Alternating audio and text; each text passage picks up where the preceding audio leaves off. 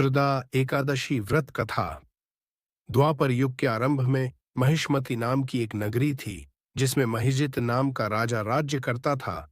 लेकिन पुत्रहीन होने के कारण राजा को राज्य सुखदायक नहीं लगता था। उसका मानना था कि जिसके संतान न हो, उसके लिए यह लोक और परलोक दोनों ही दुखदायक होते हैं। पुत्र सुख की प्राप्ति के लिए राजा ने अनेक उपाय किए, परंतु राजा को पुत्र की प्राप्ति नहीं हुई। वृद्धावस्था आती देखकर राजा ने प्रजा के प्रतिनिधियों को बुलाया और कहा, हे प्रजाजनों, मेरे खजाने में अन्याय से उपार्जन किया हुआ धन नहीं है। न मैंने कभी देवताओं तथा ब्राह्मणों का धन छीना है। किसी दूसरे की धरोहर भी मैंने नहीं ली। प्रजा को पुत्र के समान पालता रहा।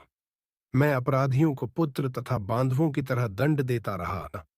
कभी किसी से घृणा नहीं की, सबको समान माना है। सज्जनों की सदा पूजा करता हूं। इस प्रकार धर्मयुक्त राज्य करते हुए भी मेरे पुत्र नहीं हैं, सो मैं अत्यंत दुखा रहता। इसका क्या कारण है? राजा महिजित की इस बात को विचारने के लिए मंत्री तथा प्रजा के प्रतिनिधि वन को गए।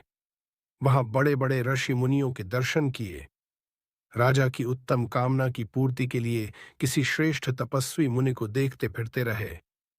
एक आश्रम में उन्होंने एक अत्यंत वयोवृद्ध धर्म के ज्ञाता, बड़े तपस्वी, परमात्मा में मन लगाए हुए निराहार, जितेंद्रिय, जितात्मा, जितक्रोध, सनातन धर्म के गूढ़ तत्वों को जानने वाले, समस्त शास्त्रों के ज्ञाता महात्मा लोमश मुनि को देखा, जिनका कल्प के व्यतीत होने पर एक रोम गिरता था।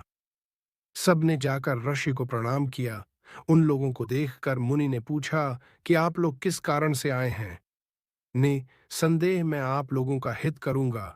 मेरा जन्म केवल दूसरों के उपकार के लिए हुआ है, इसमें संदेह मत करो। लोमश ऋषि के ऐसे वचन सुनकर सब लोग बोले, हे महर्षि, आप हमारी बात जानने में ब्रह्मा से भी अधिक समर्थ हैं। अतः आप हमारे इस संदेह को दूर कीजिए। महिष्मतिपुरी का धर्मात्मा राजा महिजित प्रजा का पुत्र के समान पालन करता है, फिर भी वह पुत्रहीन होने के कारण दुखी और दुखी है। उन लोगों ने आगे कहा कि हम लोग उसकी प्रजा हैं, अतः उसके दुखक से हम भी दुखी हैं। आपके दर्शन से हमें पूर्ण विश्वास है कि हमारा यह संकट अवश्य दूर हो जाएगा, क्योंकि महान पुरुषों के दर्शन मात्र से अनेक कष्ट दूर हो जाते हैं। अब आप कृपा करके राजा के पुत्र होने का उपाय बतलाएं। ये वार्ता सुनकर ऋषि ने थोड़ी देर के लिए नेत्र बंद किए और राजा के पूर्व जन्म का वृत्तांत जानकर कहने लगे कि यह राजा पूर्व जन्म में एक निर्धन वैश्य था। निर्धन होने के कारण इसने कई बुरे कर्म किए। यह एक गांव से दूसरे गांव व्यापार करने जाया करता था। एक समय ज्येष्ठ मास के शुक्ल पक्ष की द्वादशी के दिन मध्याह्न के समय जबकि वह 2 दिन से भूखा प्यासा था, एक जलाशय पर जल पीने गया। उसी स्थान पर एक तत्काल की ब्याही हुई प्यासी गौ जल पी रही थी। राजा ने उस प्यासी गाय को जल पीते हुए हटा दिया और स्वयं जल पीने लगा। इसीलिए राजा को यह दुख सहना पड़ा। एकादशी के दिन भूखा रहने से वह राजा हुआ और प्यासी गौ को जल पीते हुए हटाने के कारण पुत्र वियोग का दुख सहना पड़ रहा है। ऐसा सुनकर सब लोग कहने लगे कि हे ऋषि, शास्त्रों में पापों का प्रायश्चित भी लिखा है। अतः जिस प्रकार राजा का यह पाप नष्ट हो जाए, आप ऐसा उपाय बताइए। लोमश मुनि कहने लगे कि शाक्ष की एकादशी को, जिसे पुत्रदा एकादशी भी कहते हैं, तुम सब लोग व्रत करो और रात्रि को जागरण करो, तो इससे राजा का यह पूर्व जन्म का पाप अवश्य नष्ट हो जाएगा। साथ ही राजा को पुत्र की अवश्य प्राप्ति होगी। लोमश ऋषि के ऐसे वचन सुनकर मंत्रियों सहित सारी प्रजा नगर को वापस लौट आई, और जब एकादशी आई तो ऋषि की आज्ञानुसार सबने पुत्रदा एकादशी का व्रत और जागरण किया।